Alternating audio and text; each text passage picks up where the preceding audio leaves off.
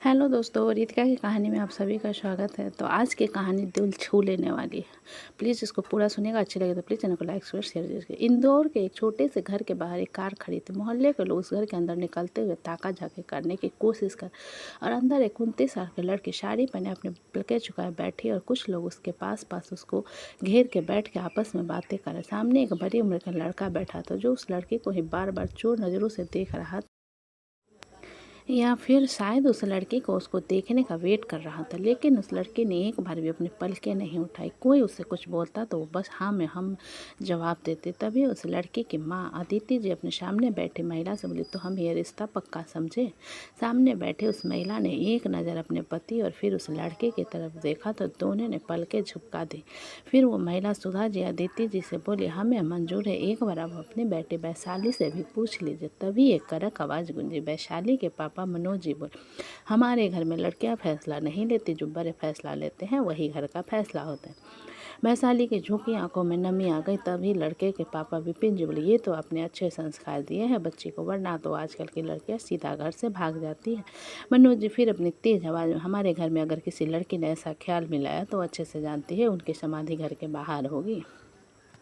अंदर डोर के पीछे छुप के खड़ी दो लड़कियां डर सी गई थी। विपिन जी मुस्कुरा दी और बोले, हम बहुत भाग्यशाली है जो आपके घर की बेटी हमारे घर की बहू बन के आएगी।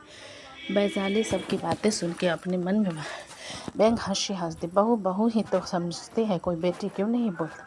वैशाली अपने मन में सोच रही थी कि वैशाली की मम्मी ने वैशाली के हाथ में मिठाई के प्लेट ज़बरदस्ती पकड़ाते हुए कहा, चलो अब सबका मुंह मीठा करवा। वैशाली को तो अब आदत हो गई थी वेटर बनने की। ये उसके लिए 49वां रिश्ता जो आया था। और वैशाली भी जानती थी कि कुछ देर में ये लोग भी उसको मना करके चले जाएंगे। लेकिन फिर भी वो सिर नीचे करके उठी और बारी बारी सबके आगे प्लेट करने लगा। दीदी जी ने भी वैशाली की तारीफों के पुल बांधना शुरू कर। बहुत संस्कारी है मेरी बेटी, आपको कभी शिकायत का मौका नहीं देगी। अगर आपको पसंद नहीं होगा तो अपनी सरकारी नौकरी भी छोड़ देगी। आप तो ये समझ के चलिए कि एक सुशील बहू अपने घर तक ले जाएंगे यहाँ से। वैशाली फिर मन में हंस पड़ी और बोली, सरकारी नौकरी की ही तो वजह से इतने रिश्ते आते हैं, वरना तो मेरे ही घर वाले फांसी दे देते मुझे। और बहू क्यों, सीधा नौकरानी बोलो ना। वैशाली मिठाई की प्लेट लेकर लड़के के पास तक आ गई थी। लड़के ने मिठाई उठाते हुए वैशाली के हाथ को छू। वैशाली ने तुरंत नजरें उठा के उस लड़के को देखा तो उसकी आंखों में एक बार फिर नमी तैर गई। 45 साल का कोई आदमी था। उस आदमी ने वैशाली को देख के उस आंख मार दी और अपना विजिटिंग कार्ड वैशाली के हाथ में पकड़ा दिया और कॉल करने का इशारा किया। वैशाली ने अपनी नज़रें झुका ली, फिर शांति से आके अपनी माँ के पीछे खड़ी हो गई। तो लड़के वाले खड़े हो गए और लड़के की माँ सुधा जी हाथ जोड़ते हुए बोली, तो बहन जी अब हमको इजाज़त दीजिए, हमको आपकी बेटी बहुत पसंद है। बस घर जाके पंडित जी से सीधा शादी का मुहूर्त निकलवा के आपको 1-2 घंटे में कॉल करके बता देते हैं। सभी के फेस पर मुस्कान आ गई और अदिति जी ने लड़के वाले को विदा कर दिया। लड़के वाले के जाते ही डोर के पीछे जो लड़कियां छुपी थी वो बाहर आ गई। जो नाश्ता बचा था वो जल्दी जल्दी उठा के कुछ खाया और कुछ अपने हाथों में भर लिया कि तभी अदिति जी और मनोज जी अंदर आए तो सब सुन्न होकर खड़े हो। मनोज जी ने एक नज़र वैशाली को घूर के देखा और अदिति जी से बोले, इस लड़की से बोल दो इतनी मुश्किल से कोई लड़का तैयार हुआ है। अभी पंडित जी जो जो रस्म और रिवाज बोले शांति से बिना मुँह बनाए कर दे। आदित्य जी ने अपना सिर हाँ में हिला दिया। मनोज जी अपनी किराने की दुकान पर जाने के लिए अपना फ़ोन और स्कूटी की चाबी उठाते हुए घुमा के वैशाली को ताना मारते, कुछ शुभ काम होता है तो पहले ही ये मुंह बनाकर बैठ जाती है, इसकी काली नज़र पहले काम को बिगाड़ देती है। वैशाली चुपचाप सिर नीचे करके खड़ी थी। शायद ये उसके लिए कुछ नया नहीं था। 7 साल से वो यही ताने गालियाँ ही सुन रही थी। मनोज जी ताने मारते हुए घर से निकल गए कि वो दोनों लड़कियां खुशी से उछलने लगे और आपस में अब इस मंगली की शादी हो जाएगी तो हमारा भी नंबर लग जाएगा। वैशाली ने अपनी दोनों बहनों को एक दर्द भरी मुस्कान के साथ देखा, फिर अपने कमरे की तरफ चली जाने लगी कि घर का लैंडलाइन फ़ोन बजा। अदिति जी ने फ़ोन उठाया तो दूसरे साइड से बात को सुन रोने लगी और बोली, बहन जी कोई तो उपाय होगा, एक बार पंडित जी से बात करके देखिए। पर कॉल कट हो चुका था। अदिति जी की बस इतनी सी बात सुनकर वैशाली समझ गई थी कि लड़के वाले को फ़ोन था और उन्होंने भी शादी के लिए मना कर दिया है।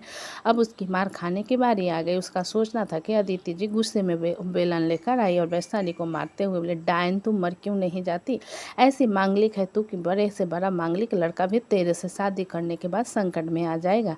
29 साल की हो गई है पर शादी का पता ठिकाना नहीं है। तेरी वजह से तेरी ये दोनों बहनें परी हुई है। तेरी वजह से तेरे भाई की शादी नहीं हो पा रही है। लड़की वाले बोलते हैं जिस घर में 3 कुंवारी लड़कियाँ उस घर में अपनी लड़की नहीं देंगे। अब क्या बताऊं उन लोगों को कि ये मांगलिक लड़की को जो पड़ी है मेरे घर में हमारा नाश करने के लिए। अदिति जी बस वैशाली को बुरा भला कहते हुए मारे जा रही थी और वैशाली चुपचाप बस आंखें नीचे भींचे हुए रोते हुए दर्द सह रही थी।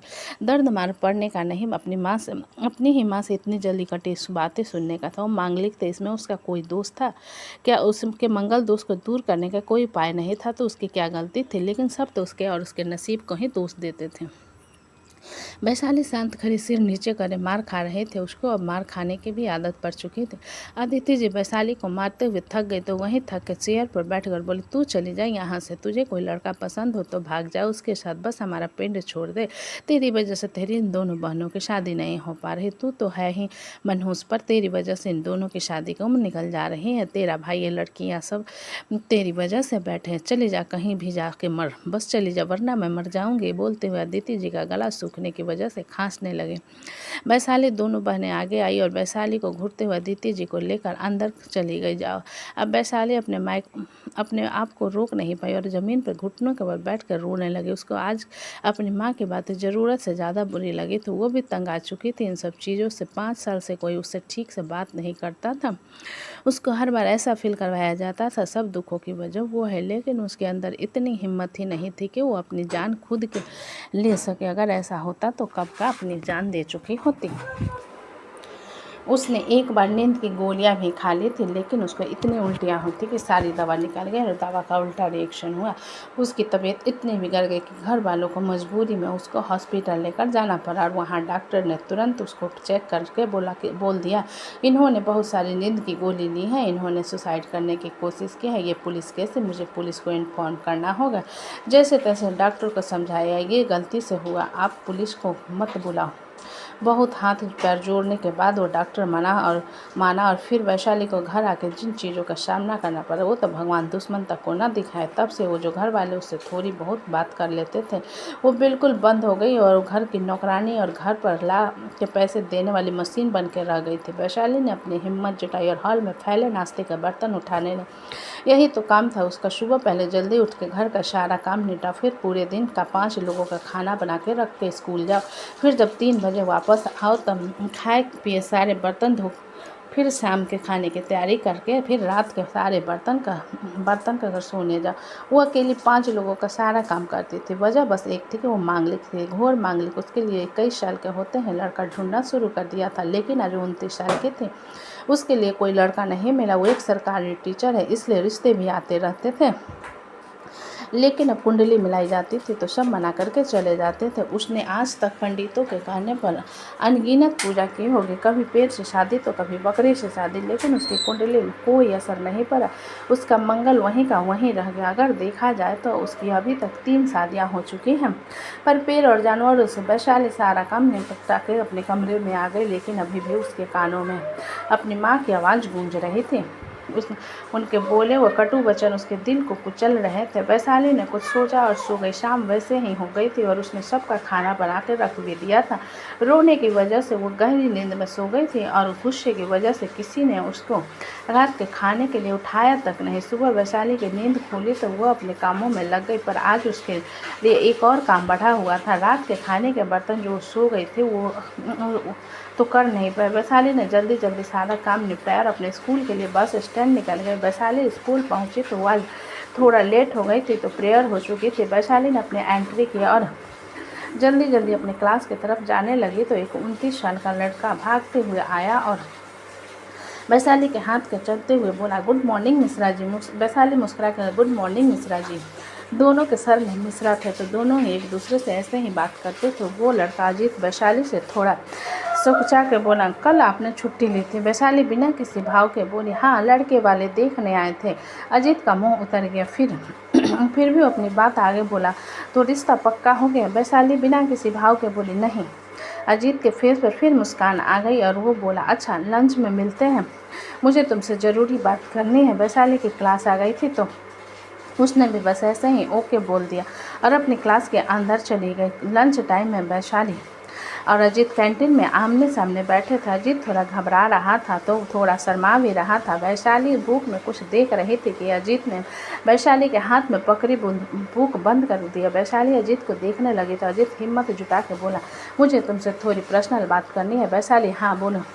अजीत अपनी फिगर क्रॉस करके बोला, तो हम दोनों सेम एज के हैं, हमारा प्रोफेशन भी एक है, हम दोनों अच्छे सरकारी स्कूल में अच्छी सैलरी पैकेज के साथ काम कर रहे हैं, मैं अच्छे से सेटल हूँ, तो मैं वो तुमसे आगे बोलते हुए अजीत के शब्द लड़खड़ाने लगे, लेकिन वैशाली समझ चुकी थी अजीत क्या बोलना चाहता है, तो वो खुद ही बोली, तो तुम मुझसे प्यार करते हो और शादी करना चाहते हो। अजीत थोड़ा असहज हो गया और लेकिन उसने अपना सिर हाँ में हिला दिया। वैशाली एक सपाट लहजों में बोला, मैं शादी के लिए रेडी हूँ। अजीत खुशी से फूले नहीं समय पर वो कुछ बोलता उससे पहले वैशाली बोली, बोलो तो अभी कोर्ट मैरिज कर लेते हैं। अजीत शौक हो गया और बोला, अभी शादी? वैशाली, हाँ, मुझे इतना तामझाम नहीं पसंद, जितना शादी में खर्च करेंगे उतना अपने फ्यूचर के लिए जोड़ लेंगे, अपने मम्मी पापा के लिए कुछ सेविंग कर लेंगे जो आगे बुढ़ापे में उनके काम आएगी। अजीत मुस्कुरा कर बोला, तुम्हारी यही सादगी मेरा दिल ले गई। वैशाली ने कोई रिस्पॉन्स नहीं दिया और अपनी बात आगे कंप्लीट करते हुए बोली, लेकिन मैं घोर मांगलिक हूँ, तो क्या तुम मुझसे शादी करोगे? क्योंकि मेरे ग्रह दशा के हिसाब से शादी होते ही मेरे पति के जीवन में संकट ही संकट होगा, हो सकता है वो 1 महीने के अंदर मर जाए। अजीत सीरियस हो गया और बोला, तुम पागल हो क्या? पढ़े लिखे होकर इन सब बातों में विश्वास रखती हो? वैशाली एक दर्द भरी मुस्कुरा दी और बोली, मेरे मानने या न मानने से क्या होता है, तुम एक बार अपने पेरेंट्स से बात कर लो, अगर वो हाँ बोलते हैं तो आज ही शादी कर लेते हैं। अजीत मुस्कुरा दिया और बोला, बस 5 मिनट रुको, मैं अभी अपने घर पर बात करता हूँ, देखना वो तुरंत मान जाएंगे। वैशाली ने बस अपना सिर हिला दिया, पर मन में तो वो हंस रही थी। अजीत चला गया। वैशाली फिर से अपनी बुक में कुछ पढ़ने लगी। वो बैठी ज़रूर वहाँ थी, लेकिन वो जानती थी अब शायद अजीत वापस नहीं आएगा। तो दोस्तों, कहानी कैसे लगी मुझे कमेंट में लिखें। अच्छी लगी तो प्लीज़ चैनल को लाइक करें, सब्सक्राइब करें और ज़्यादा से ज़्यादा शेयर करें। कहानी को पूरा सुनने के लिए धन्यवाद।